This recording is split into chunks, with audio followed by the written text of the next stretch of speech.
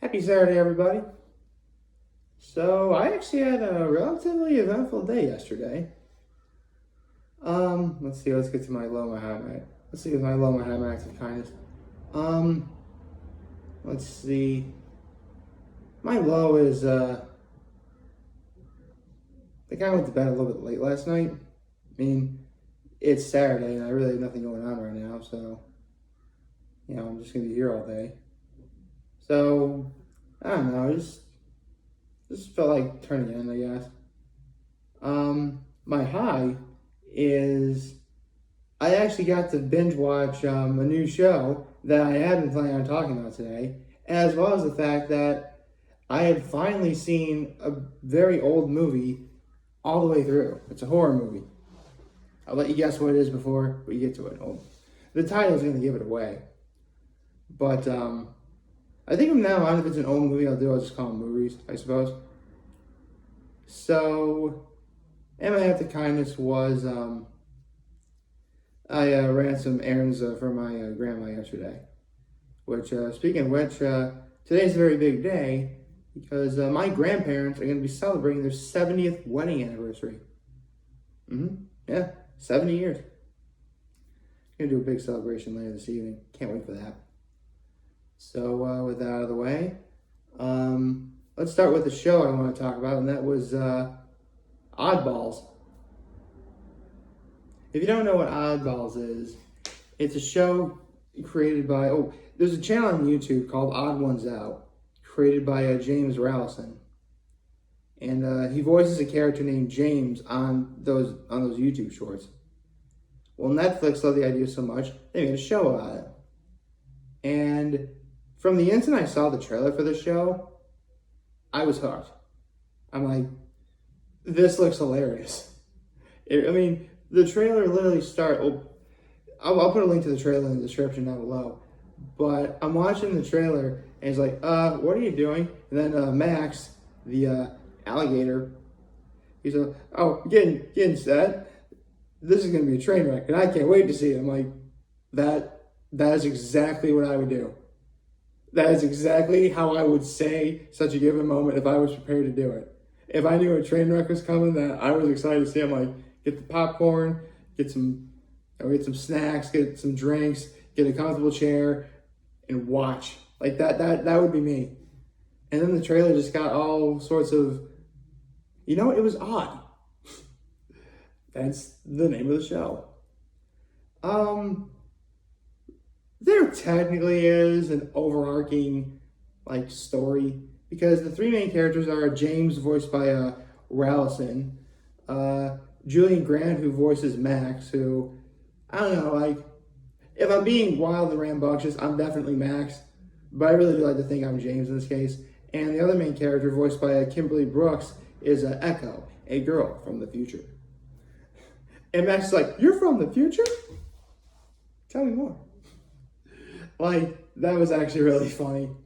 And throughout the entire season, James is like, no, you're not from the future, even though she's clearly telling you that she is. And she comes from the future. In the future, there's no more processed food. You pretty much gotta cook and grow your own food and make it from scratch and stuff like that, which honestly doesn't really sound like a bad future, but we're following on cartoon logic, and let's be honest. As much as I love making my own food from scratch and stuff like that, I do enjoy some processed food from time to time. In moderation, of course. So there you go. And there's actually a few adult jokes in this show. The person, when Echo says she's from the future, the person who's responsible for the fact there's no more processed food or good food in the future is a guy by the name of Professor Dumas. I'm going to give you a second to process that one. I'm like, wow, they're really going to go with that joke, aren't they? Well, I'll give them this. That's actually a joke I've always wanted to see in a show or a movie, but I've never really, so I'll give this show credit. A lot of the ideas in this show, for the most part, are original. The very first episode is, James and Max trying to have the perfect sleepover, trying to make the perfect breakfast afterwards, and they're trying to make toast. So they take like an artificial intelligence chip that you would normally see in like a refrigerator nowadays, and they put it in the toaster. And then odd things happen. I'm not gonna give away what happens. But yeah, all throughout this show, it was really good. I mean, the cast is pretty solid. I mean, I never really watched Odd Ones Out, but you know, the trailer got me like, okay, I want to see what this is. And I'm like, okay, I'll say. I mean, the episodes, there's only like 12 episodes, and they're all about 17 to 20 minutes long. Not bad. You could probably, I mean, I banged it out pretty much all an entire day yesterday. Well, like pretty much, like throughout the course of the day, I saw it, and then like last night before I went to bed, I saw the season 1 finale, which I guess Netflix is doing this thing where, you know, they really want you to subscribe if there's a show you want to see, because like the Cuphead show, and technically Centaur World and Kid Cosmic, you know, the first season ended on a cliffhanger. So the season ends with, if you see the trailer, it's the Dino Nuggets episode. And it's revealed that, because when the issue was resolved, Max is like, quit trying to make the perfect food and stuff like that. And I was like, have you ever done that before? He's like, just once. It was when we made a toasty. That's what they called their toaster. They called them Toasty. And that's when Echo reveals that Toasty is the one who led the rebellion in which there's no more good food in the future. So, technically, James is Professor Dumas. See where that went there? And basically, because at the end of the first episode, they separate the artificial intelligence chip from Toasty, thus turning him off. But when they throw him away, like the chip fell back into Toasty and it woke him up again. So the season ends. So cut to all the end of the season finale, and you know, Toasty is now preparing to do whatever Toasty's gonna do in season 2. So yeah, there's your cliffhanger. I mean, needless to say, I do like this show and I do recommend it. It's funny. Actually, I think my favorite episode was the 7th episode, Best Frenemies. I'm not going to give away what happens, but there's like several. Actually, technically I have given away because again, in the trailer when you see it start with Max saying getting set, this ought to be a train wreck, and I can't wait to see it. That's the episode in question, and yeah, it's the funniest for me. It was the funniest episode for sure. Let's see. The cast is pretty solid. James Rowson, I mean, he's a successful YouTube animator with, you know, 18 million subscribers. Needless to say, his voiceover work is impeccable. Julian Grant, I don't know who he is. He's Max, but he's pretty good. He definitely made me laugh. For sure, there were times like, that is very funny. Any Steven Universe fans out there? Kimberly Brooks, Jasper, she's Echo. And 2 more noteworthy voiceover actors I saw was Carrie Walgren as Toasty. Nice. She's actually a bit of a pedigree herself.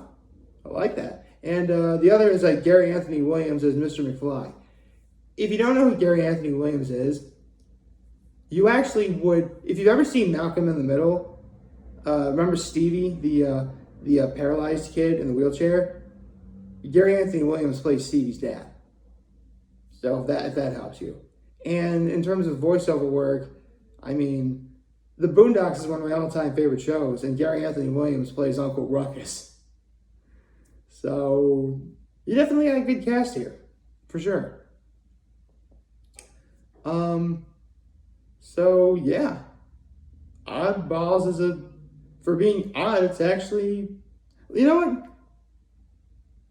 For being odd, it's even. How about we go with that? So yeah, I give it a watch. Oh, actually, I just realized there's 12 episodes. I mean, the show is already odd enough as it is. I thought they would go like the extra mile and have like it'd be like an odd number of episodes in the season or something like that. I don't know, but yeah, it's a fun show, and I highly recommend you check it out. I'll put a link to the trailer in the description if you want to check it out for yourselves. It's on Netflix. It just released yesterday, so have at you. Now we gotta get to the movie that I saw last night because, full disclosure, my first experience with this movie was when I was around 16 years old. And this is back when it was believed that I was on the autism spectrum. It was during that summer they requested me to run some experiments on me. Nothing chemical related or anything, nothing crazy. And I would have gotten paid for it. And I got paid for it, although Lord knows what happened to that money. I think my mom probably has it or something. I don't know. But one of the experiments they had to run was they had me watch like scenes from movies, and they wanted me to react however I feel I should react to it. So it's this one movie where, and don't worry, I'm sure you'll probably get. I mean, if you don't look at the title of this video, you'll be able to guess what this is. Where it's one night, and the kid is in bed, and he's looking over, and he sees a clown. And you see the camera slowly like pan underneath, like under the bed and stuff like that, and the kid's looking around, and then like out of nowhere, like the clown just like straps and like attacks him and stuff like that. So if you guessed Poltergeist, you are correct. And before I talk about Poltergeist as a whole, regarding that particular scene that I saw, needless to say, I had never seen Poltergeist before. I'll admit I was pretty sheltered. Seriously, I'm so far behind on a lot of movies I ought to be watching. I hardly watch any horror. I will admit horror does kind of frighten me a little. Unless, I should watch horror with people who love horror. That's what I should like. If I'm watching a horror movie with people who love to watch horror, that would probably be like okay, these guys think it's okay, I'll be okay. Like that sort of mentality, right? Anyway. So needless to say, that scene from Poltergeist absolutely terrified me. And something went wrong up here. And they're like, sorry, Nick, something went wrong. So you got to do that all over again. And fun fact for you. Sometimes when you watch a scene from a movie that utterly terrifies you, only to watch it not long afterwards again, the amount of fear you have really isn't going to go down. It still scared the crap out of me. So, still mad about that too. Like, why the... I better get into the movie. So, if you've never seen Poltergeist, basically it's the story about this one family who lives in a house that's, under the influence of, like, a haunting. And it's later revealed that, like, the town or suburb that this family lives on was built upon an old burial ground cemetery type thing. And they removed the headstones, but they didn't remove the bodies. So, I mean, are you kidding me? See, this is what, before I continue on about Poltergeist, let me just say, like, there is a reason why there has been a recent movement in the last decade or so about people, instead of being buried in coffins, instead get themselves cremated and being planted as a tree. Like, there's a reason why, I mean, at least, trees are pretty and stuff like that, but I'm getting sidetracked. So, having watched Poltergeist all the way through, I'm like, okay, I get why this movie has the love it does. I mean, for one thing, it's a Steven Spielberg production. If you know Spielberg, then you know that it's going to be kind of funny and whimsical and stuff like that. And it was. It really was. There were some things like, okay, I can see why this movie is so iconic in its own right. And there were some scenes that I generally smelled like, okay, I like this movie. And, I mean, do I even need to tell you about how quotable this movie? I mean, the quotes in that movie are incredibly iconic. Like, they're here. This house is clean. You know, stuff like that. And the house, like, imploding on itself at the end of the movie. And it didn't really occur to me until, like, after. But, like, technically, I mean, I get why the movie really is good. And obviously, I do recommend it at this point. But this movie technically has a sad ending, and I'm not entirely sure how I feel about that. I mean, well, we're gonna have a happy ending, guys. Come on, that's just how I do. But yeah, Poltergeist is a pretty good movie. I mean, sorry it took until I was in my 30s to finally see it all the way through, because it was on AMC. That's what it was. It was on AMC last night. So yeah, I finally got to see Poltergeist after all these years. Although, funny story, because we're trying to watch, my father and I are trying to watch like a bunch of different things. Needless to say, we wound up missing the scene that I was talking about earlier, the one with the clown and the, you know, doing that to the little boy. We missed that scene. But my father knew what scene I was referring to. Because I explained the situation to him, and he's like, okay, I know what scene you're talking about, okay, I get it. And, I mean, my dad really is a cool guy, but he will bust my chops if necessary. And, like, when I told him that I was 16, 17 years old and that happened, he's like, that scared you? I'm like, I'd never seen it before. I'm like, seriously, you and Mom never really didn't let me watch very many things. You know, and it's true. I mean, I can't tell you, like, some of the best movies that are either iconic or quotable, like